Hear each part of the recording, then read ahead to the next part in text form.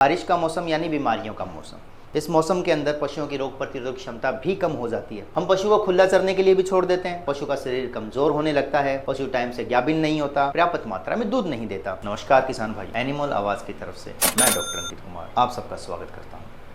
आज हम चर्चा करने जा रहे हैं बारिश के मौसम में आपके पशुओं के रखरखाव के बारे में, और इस मौसम का आपके पशुओं पे क्या असर होने वाला है और आपके पशुओं को इस मौसम से किस तरह से बचाना है। इस विषय पे अब आज हम चर्चा करने जा रहे हैं। साथियों, बारिश का मौसम आ गया है और बारिश का मौसम वैसे तो खुशियाँ लेके आता है, गर्मियों से हमें निजात मिलती है, पर पशुओं के लिए ये एक परेशानी का सबब भी लेके आता है।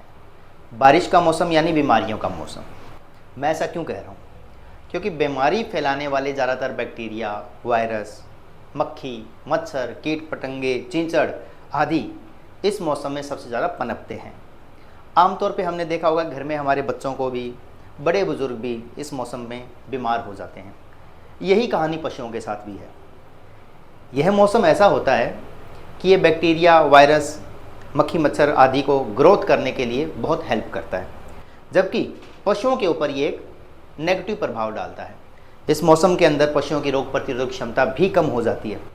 उसका कारण ये होता है मौसम में ह्यूमिडिटी यानी नमी और तापमान का जो कॉम्बिनेशन बनता है वह रोग फैलाने वाले जानवरों के लिए कह लीजिए बहुत ही उपयुक्त होता है, जबकि इंसानों और पशुओं के लिए ये एक नेगेटिव प्रभाव उनके ऊपर डालता है। आमतौर पे हम देखते हैं कि ये बीमारियां होती कैसे हैं। हम इनकी जड़ में जाके आज बात करेंगे। बात करते हैं इन बीमारियों की जड़ की। तो पशुओं के अंदर इन बीमारियों की जड़ जो है वो आपके डेयरी फार्म में ही मौजूद है। आमतौर पे देखते हैं कि ज़्यादातर डेयरी फार्म के अंदर ढंग से मैनेजमेंट नहीं होता।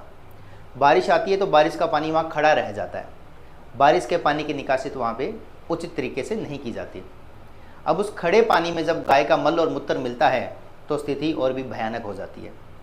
यह एक ऐसे कीचड़ का रूप ले लेता है जहाँ पे भयंकर और बीमारी पैदा करने वाले बैक्टीरिया, वायरस और फंगस बहुत ज़्यादा मात्रा में ग्रोथ कर जाते हैं और इनसे पशुओं को विभिन्न तरह की बीमारियां भी लगती है। तो ध्यान रखिए, बारिश के मौसम में आप अपने डेयरी फार्म का मैनेजमेंट इस तरीके से करिए कि वहाँ पे ज़्यादा पानी ना खड़ा रहे, पानी की तुरंत निकासी हो। दूसरा हम बात कर लेते हैं कि ये बीमारियाँ फैलती किसके कारण हैं। देखिए, इन बीमारियों के कारक होते हैं मक्खी, मच्छर, चींचड़ आदि जीव, आदि कीट पतंगे। अगर हमने इनकी रोकथाम कर ली तो पशुओं में आधी बीमारियां तो वैसे ही ख़त्म हो जाएंगी।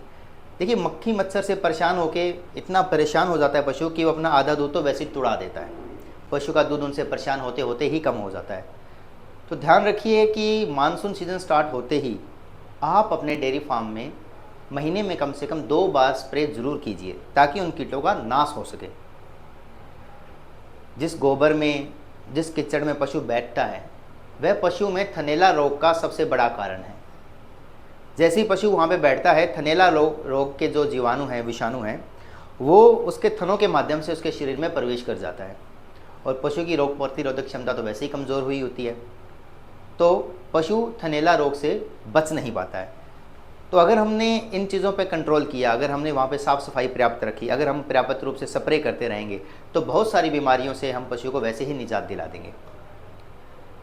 दूसरा, हम कई बार क्या देखते हैं कि भारत में ये देखा जाता है कि जब बारिश होती है तो इस सीज़न में उगने वाली जो घास होती है तो हम लोग लालचवश पशु को वही घास ज़्यादा खिलाते हैं क्योंकि इसमें खर्चा नहीं होता। हम पशु को खुला चरने के लिए भी छोड़ देते हैं।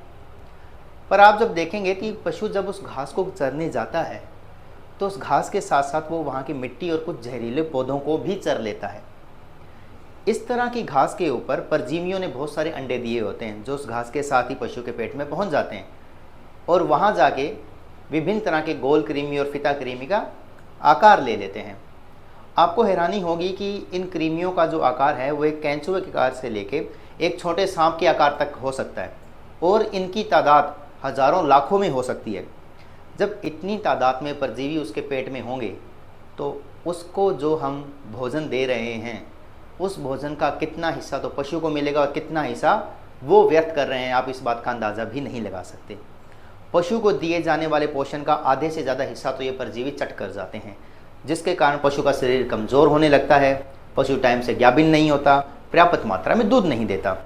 तो याद रखिए, मानसून के सीजन में कम से कम 2 बार अपने पशुओं की डीवर्मिंग अर्थात कीड़े मार दवाइयाँ मानसून के सीजन में अपने पशु को कम से कम 2 बार आप दीजिए, ताकि इन कृमियों से, इन परजीवियों से आपके पशु को छुटकारा मिल सके और आपका पशु उचित मात्रा में अधिक से अधिक दूध देता रहे। एक जो विशेष बात जो मैं आप लोगों को ध्यान दिलाना चाहूँगा कि बहुत सारे केसेस आजकल ऐसे आ रहे हैं फील्ड से कि किसान ने अपना पशु खुला चरने के लिए छोड़ दिया और जब वहाँ जाके देखता है तो उसके पशु की मृत्यु हुई मिलती है। इसके बहुत से कारण हो सकते हैं। पहला कारण तो ये होता है कि जो घास होती है, इसके अंदर बारिश वाली घास में मिनरल्स की बहुत कमी होती है। मिनरल्स यानी कैल्शियम, मैग्नीशियम आदि की। और इससे पशुओं के अंदर एक ग्रास टेटेनी नाम की एक बीमारी हो जाती है। ज़्यादा ये घास खाने से ग्रास टेटेनी की वजह से भी पशुओं की मृत्यु हो जाती है। कई बार जंगली घास के साथ साथ पशु अनजाने में जहरीली घास भी खा लेता है, जो भी पशु के लिए प्राणघातक साबित हो जाती है।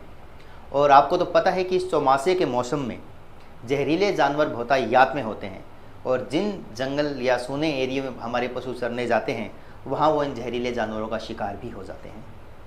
तो आप अपने जानवरों को बचाए रखिए, पशुओं को खुले में चरने के लिए ना भेजें, उनको घर पे उचित मात्रा में अच्छे आहार की व्यवस्था कीजिए। आशा करता हूँ कि ये सुझाव आप लोगों के बहुत काम आएंगे। इसी तरह के ज्ञानवर्धक वीडियोज़ के साथ समय समय पर हम आपसे रूबरू होते रहेंगे। नमस्कार। किसान भाइयों और बहनों, पशुपालन क्षेत्र में अपनी उन्नति को मजबूत बनाएं। एनिमल आवाज के साथ जुड़ जाएं। हमारे चैनल को सब्सक्राइब करें और बेल आइकन को दबाना ना भूलें।